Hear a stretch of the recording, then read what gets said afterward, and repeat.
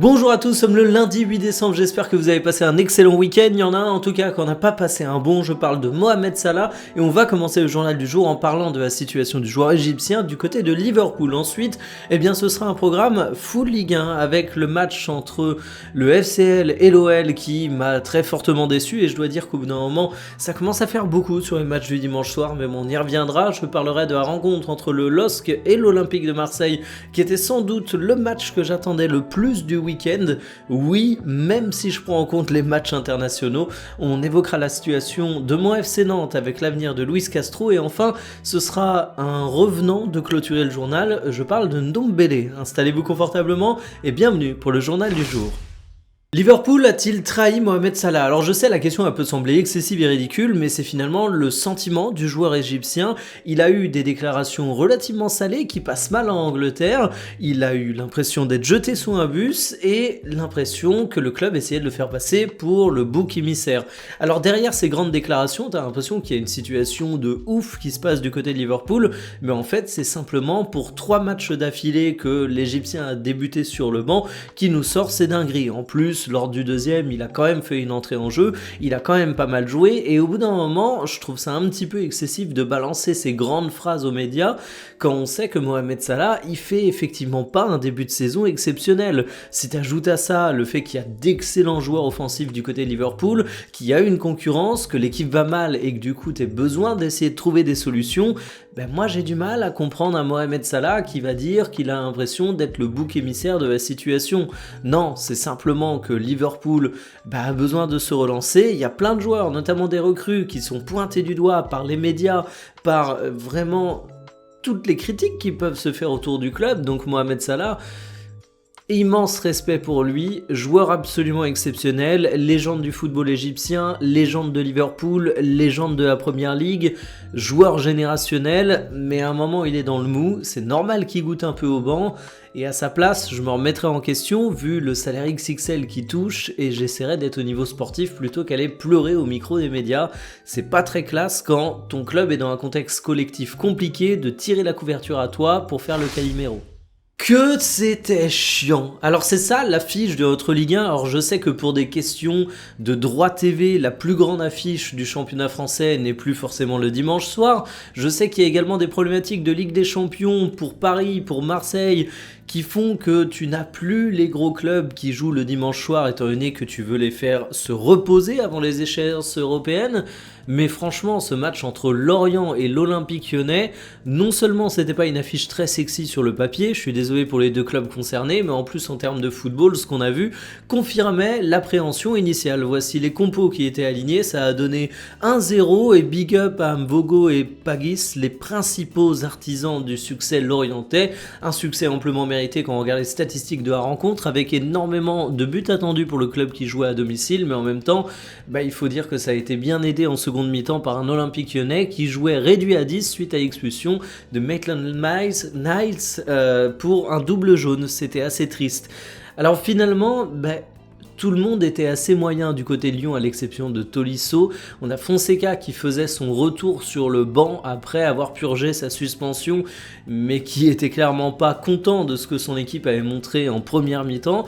Et je trouve que ça a été un match où Lorient peut sortir la tête haute. J'ai envie de leur dire félicitations, mais Lorient c'est une équipe qui joue au mieux le ventre mou de Ligue 1, donc évidemment on va pas se lever d'enthousiasme lorsqu'ils réussissent à faire un match abouti, parce que c'est pas non plus une démonstration envoyée au football mondial. Mais du côté de Lyon, j'ai été assez déçu et franchement, me dire que c'était ça le match phare de notre Ligue 1 pour le dimanche soir, c'était assez pitoyable. Décidément, Marseille, ils veulent pas remonter au classement. Alors évidemment, ils sont pas si mal que ça, ils sont 3e du championnat français, à 5 points du leader, c'est pas si mal, mais un match nul et désormais une défaite face au LOSC qui revient à leur niveau, que c'est dommage, tout simplement. Voici les compos qui étaient alignés pour une rencontre remportée 1-0 par les Lillois. Ouverture rapide par un Ethan Mbappé qui marque un vrai beau but, même si Rouli est un petit peu suspect sur sa sortie. Et finalement, une fois qu'on a eu ça, on a eu une rencontre relativement fermée. T'as eu un LOSC qui était bien en place, avec des joueurs qui ont tous répondu présents, t'avais un pressing que je trouvais relativement efficace, et ça a réussi à museler un Olympique de Marseille, et dans le même temps, les Lillois, ils n'avaient pas de raison de se découvrir, vu qu'ils menaient au score. Ça nous donne des statistiques de rencontres où on n'a pas eu tant de grandes occasions, pas tant de buts attendus, et finalement il y a un symbole pour moi, c'est le match de Pechao. C'est vraiment le joueur où je me dis, dans ces situations un peu traquenard, c'est peut-être pas un joueur aussi talentueux que Greenwood, qu'Aubameyang, mais c'est un mec qui a un vrai talent de dynamiteur. Mais au cours de cette rencontre, il a un peu symbolisé les insuffisances marseillaises. Il a été brouillon, il a pas toujours fait les bons choix, il a eu quelques imprécisions techniques.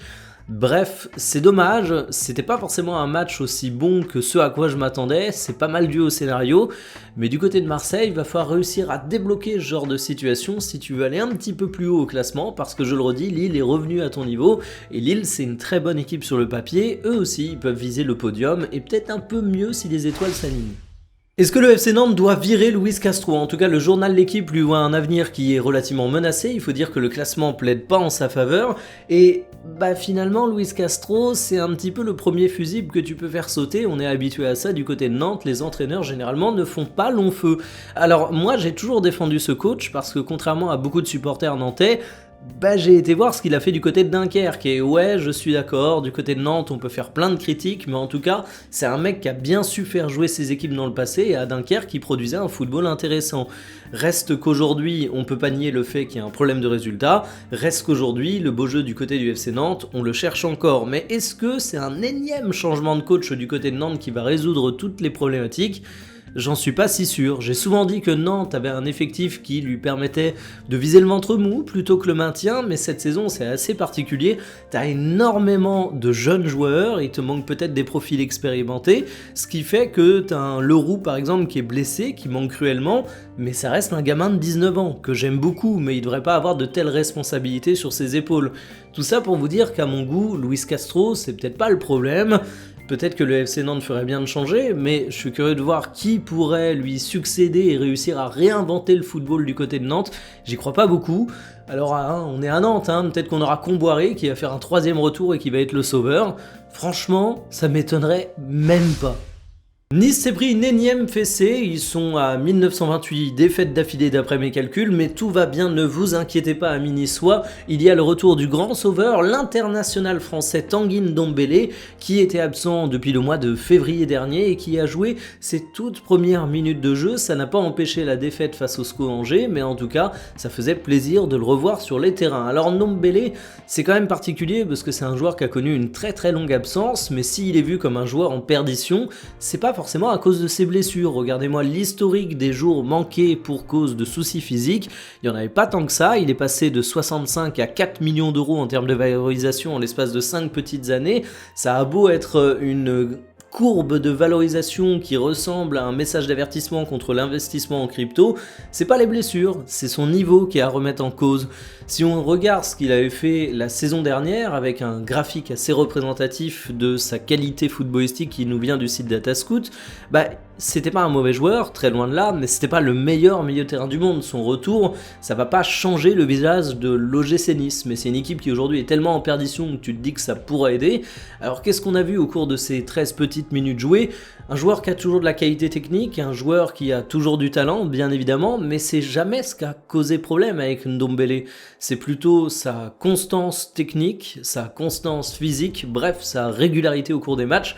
Et sur ça, on va avoir besoin de temps pour pouvoir l'évaluer, mais en tout cas, son retour peut quand même être vu comme une relative bonne nouvelle du côté de Nice. Terminé pour le journal du jour, cet après-midi, nous allons aborder un match de Ligue des Champions, demain après-midi aussi. Alors je sais pas dans quel ordre je vais les traiter, parce que j'ai choisi de parler de 2 matchs qui auront lieu mercredi. Le classique match du Paris Saint-Germain, parce que c'est l'équipe française qui vous intéresse le plus. Certains diraient, non, si, je le vois en termes de retours, de commentaires, de likes sur les vidéos et même de vues. Et le deuxième cas, c'est le cas croisé entre le Real Madrid et Manchester City, parce que il y a eu un match hyper intéressant, même si aux conclusions plutôt négatives du côté de Madrid ce week-end. Et du côté de Manchester, également un match hyper intéressant avec Cherki. Et vous me connaissez, ça fait au moins une semaine que j'ai pas forcé sur Cherki. Je suis obligé de retourner faire mon lobbying. Après tout, il m'envoie mon petit chèque. Merci à toi, Ryan, d'ailleurs, si tu regardes cette vidéo. Donc évidemment, on parlera de cette rencontre et de Cherki. Je sais pas si ce sera aujourd'hui, si ce sera demain. Mais en tout cas, vous avez le programme. Je vous souhaite une excellente journée, qui fait bien votre début de semaine. Salut!